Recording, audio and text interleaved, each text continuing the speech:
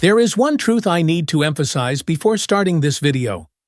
Power outages are not always dangerous, but buying the wrong generator is possible. Every year, millions of families think they are very prepared for unexpected incidents, from brand new generators, full gas tanks, but then a series of incidents still happen. The machine is not loaded enough. Electronic devices gradually fail. Or worse, they accidentally create an extremely dangerous situation for their own home. It is worth mentioning, these risks are rarely mentioned at the counter. Why can dirty electricity slowly destroy laptops and TVs? And why placing the generator in the wrong place can have more serious consequences than you think. This video does not sell you generators.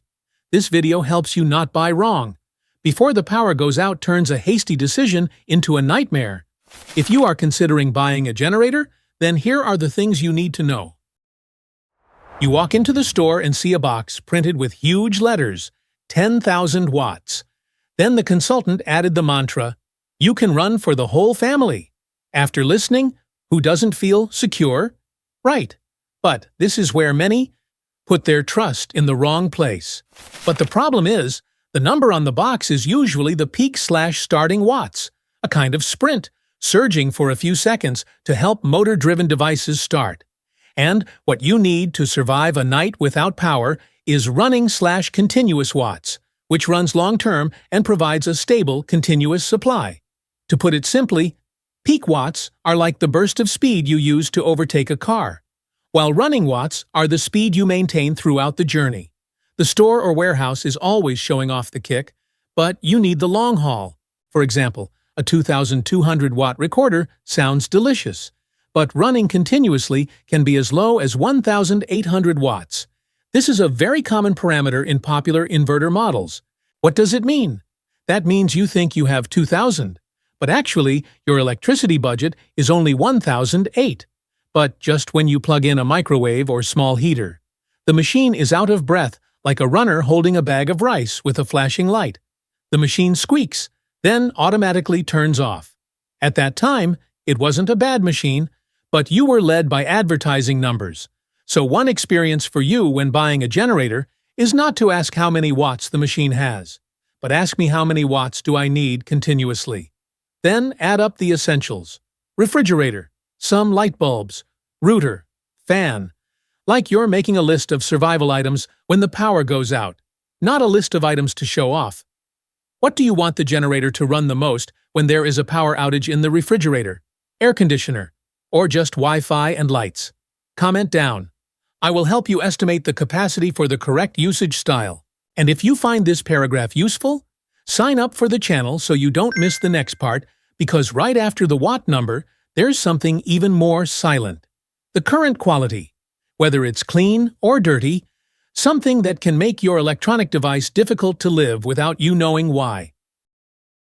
If you've ever heard someone say, "This generator runs enough watts, but why is the laptop still hot and the TV often hangs?" Chances are the culprit is not watts, but THD. And this is a detail that the retail store rarely talks about in detail.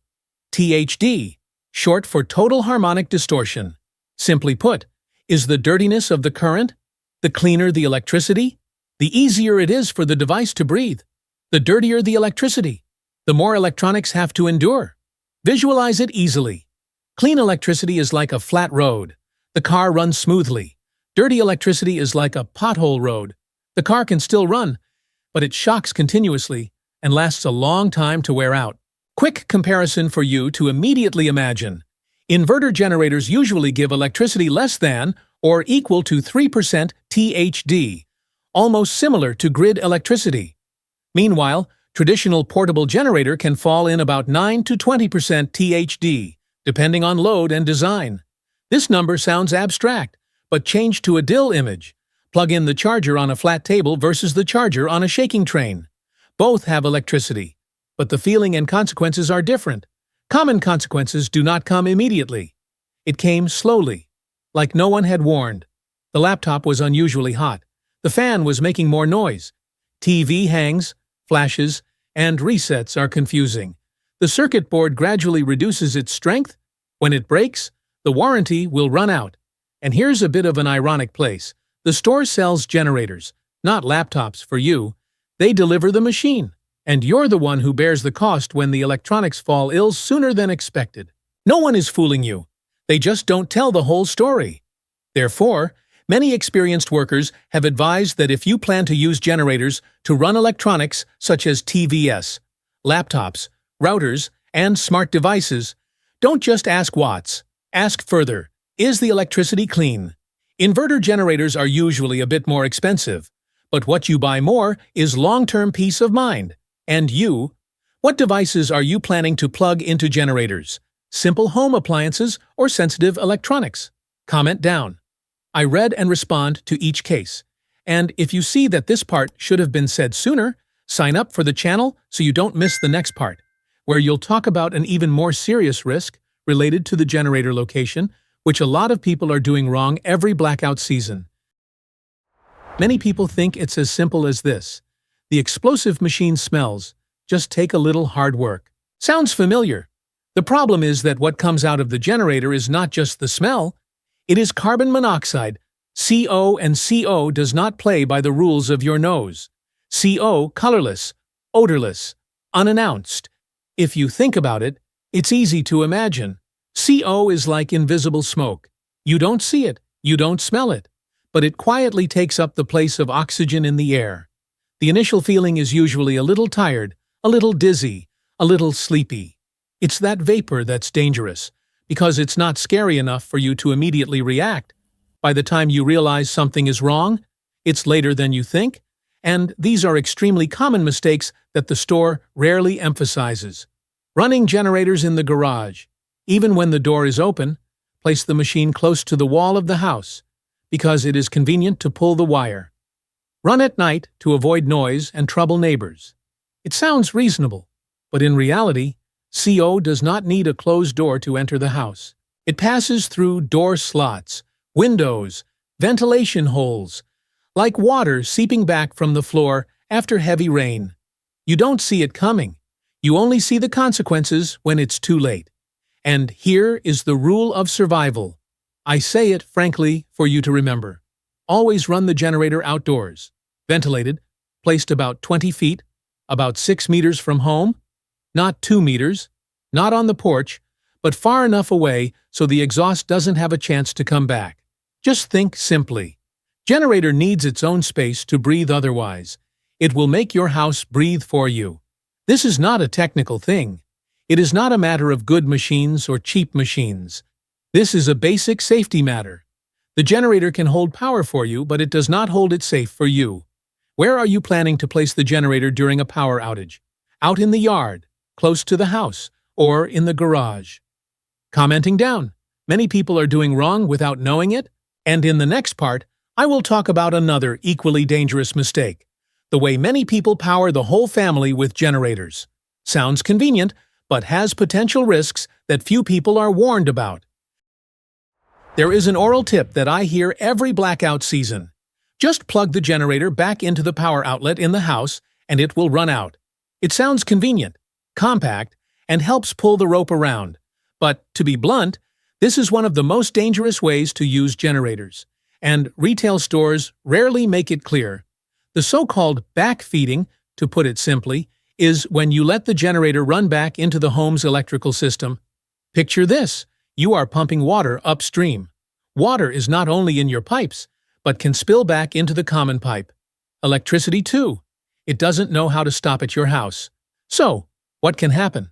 When electricity runs back to the grid, seemingly safe lines may suddenly have power back up. Meanwhile, power workers may be checking and repairing after the storm. You don't see them. They don't know your generator is running, but the risks are real. Just because you want it to be convenient, you accidentally turn a temporary solution into an extremely unstable situation. Here, you might think. But many people still do it. But it's okay. Yes, like driving without a seatbelt doesn't happen every time, but just once is enough to regret it. The problem here is not whether it has been done before, but whether it is worth betting or not. Of course, there is still the right solution, and it is not complicated, just rarely mentioned at the counter. Use transfer switch. Power transfer switch. Completely separate your home from the grid when using generator. There's also the interlock kit, a more compact solution that still ensures no electricity runs back out. Simply put, these two things are like check valves. Electricity only goes in a safe direction, not running around. Everyone wants their house to light up when the whole neighborhood is dark, but no one wants that light to come from a practice that could endanger others. Generator is to stay safe, and initiative is not in exchange for invisible risk. If the power goes out tonight, how do you plan to power your home by pulling the wires of each device, or plugging it back in quickly? Comment to share your thoughts. I really want to hear them. In the next part, I will talk about something that seems small but decides whether the generator will start at the right time or not. Fuel and storage. And if you find these things should have been said sooner, subscribe to the channel. I'll only share things that help you avoid mistakes when you need electricity the most. There is a very familiar paradox. Generators often fail not when you use them a lot, but when you need them the most. And the culprit, in a lot of cases, is not the machine, but the fuel you pour into it. Retail stores rarely talk carefully about this because it doesn't sound as good as capacity or brand. Talk about gasoline first. To be frank, gasoline, especially ethanol-infused gasoline, does not like to be left alone. After about 3 to 6 months, the gasoline started to deteriorate. Imagine it easily. Gasoline is like fresh milk, not wine. The longer it lasts, the lower the quality. You look at the gas tank still full, but actually inside is a tired mixture, no longer burning as beautifully as before. The consequences did not come immediately, but came at the right time. Power outage. You pull out the generator, pull the string, press the button. The machine does not explode, or explode for a few seconds and then turn off. Not because the generator is bad, but because old gasoline creates residue, clogging the carburetor. Like a stained straw. There is still water, but the straw cannot be sucked. And by then it was too late to price. This is the practical part that few people mention when selling the device. Generator is not an item that is bought and left there. It's like a car in a garage. Not running for long can cause the engine to stagnate. Gasoline is left on for a long time, resulting in a difficult-to-live fuel system. So what to do when encountering this problem? The treatment is very simple. Nothing sublime. Use a fuel stabilizer if you store gasoline for a long time. Run the generator periodically, every few months, just a few minutes. If you know you won't use it for a long time, drain old gas. Don't regret it. Simply put, the generator needs to be woken up occasionally, not when it's urgent to get out and wake up. A lot of people say, "This machine is bad, so I can have a few months without exploding." But the truth is, often, the machine is not bad. The user forgets to take care. Generator does not fail because of time, but because it is forgotten. What about you? Are you storing gas for generators? And when was the last time you tested it? Comment really shared, because this is a mistake many people make. No one blames you. In the next part, I will talk about something that seems to only cause discomfort, but directly affects the buying decision. Noise level, because the generator is too noisy, not only makes you lose sleep, but also makes you afraid to turn it on. When buying generators, noise levels are often ranked at the bottom of the list. The seller often says, if the power goes out, it can withstand a little noise. It makes sense to listen to it. But in reality, noise level is not just a matter of ear discomfort, but about whether you dare and whether you want to turn on that machine or not. In numbers, it's easy to imagine.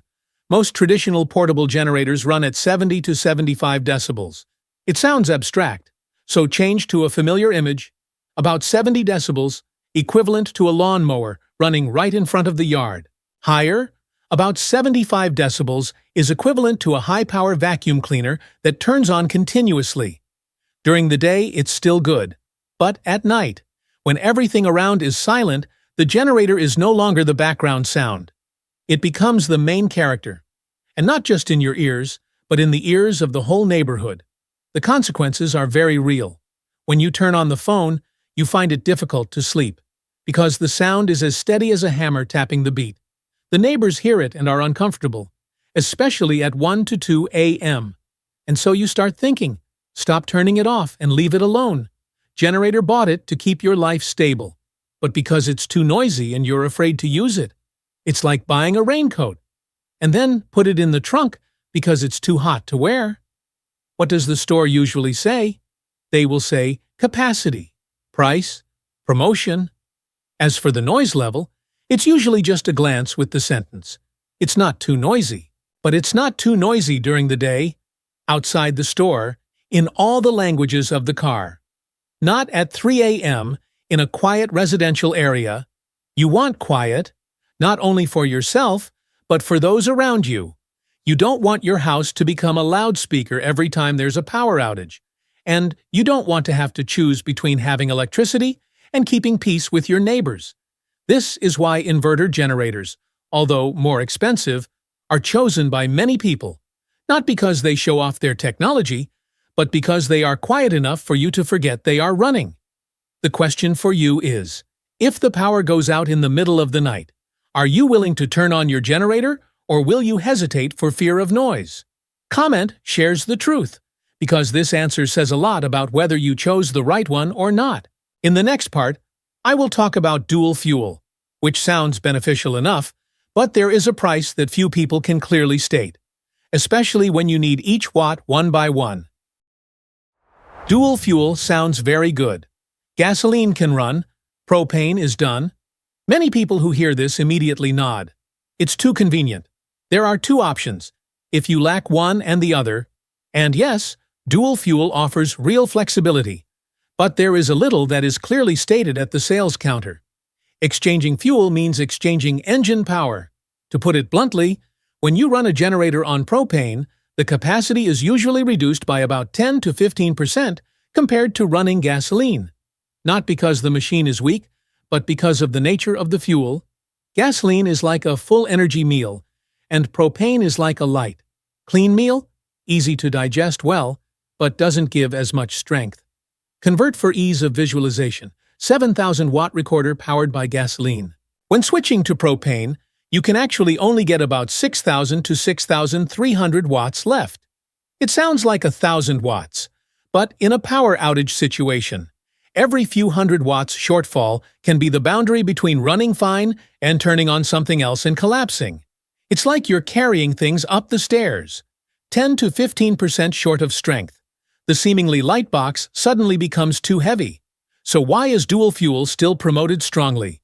Because it has very reasonable points. Propane is cleaner, smells lighter, does not degrade over time like gasoline.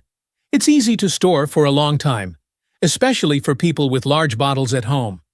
But the problem is that when buying, many people only hear the word dual without being able to clearly mention the word trade-off. You get convenience, but you pay with capacity. And the store often stops at the sentence. The machine can run both gasoline and propane. They rarely add, but propane is weaker.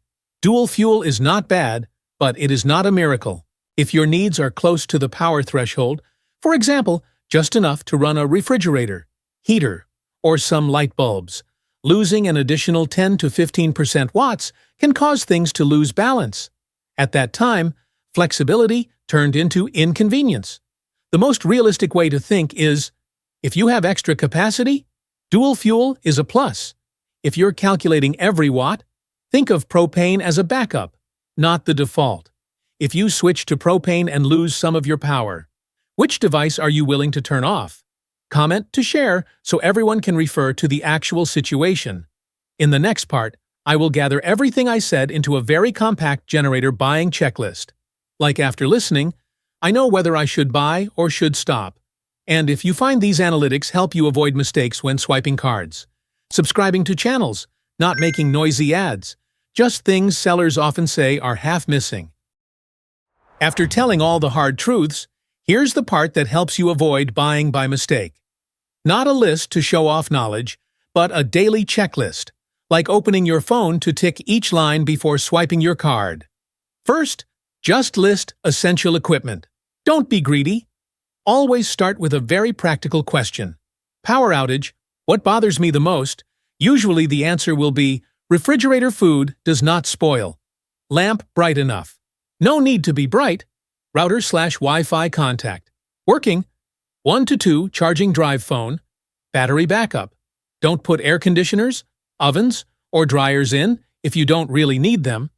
Generator is not a buffet that picks well and eats well. If you pick too much, you fall. Second, calculate running watt. Ignore watts on the box.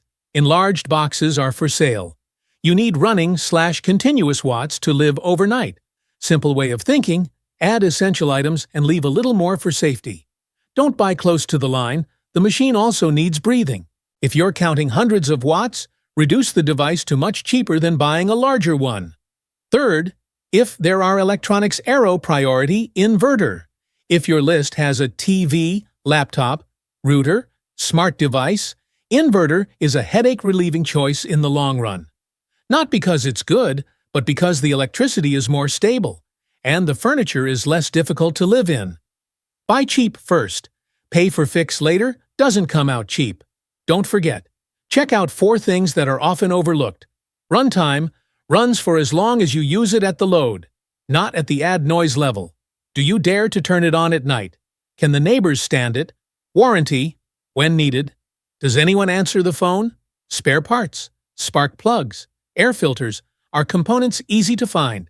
And finally, remember, the best generator is not the most powerful, but what you can actually use when you need it. If you have to cut off a device during a power outage, which item are you willing to give up? Comment to share so everyone can learn from real situations. At the end, I will put it all together into a very simple decision. Should I buy or should I stop and buy to rest assured, not to worry more? Generators are not something you buy for fun, nor something you want to learn how to use when the whole family is dark. Through everything you just shared, if there's one thing you should remember, it's this. Don't buy generators according to the advertisement. Buy the way you're actually going to use it. Each house and each situation is different. Some people just need to keep the refrigerator and Wi-Fi alive. Some people need quiet. Some people prioritize fuel flexibility. There is no right choice for all. Only the right choice for you. What about you? What situation are you considering buying a generator for? What makes you most confused? Power, noise level, or fuel? Leave a comment. Many people who read comments learn more than videos. If this content helps you avoid a hasty decision, subscribe to the channel. Not selling, not scaring, just sharing what sellers often say, not enough. A small note is, the content in the video is for sharing experiences and reference information, not replacing technical advice or local safety regulations. Before installing or operating the generator, carefully read the manufacturer's instructions and comply with current safety regulations. See you in the next video, before the next storm arrives.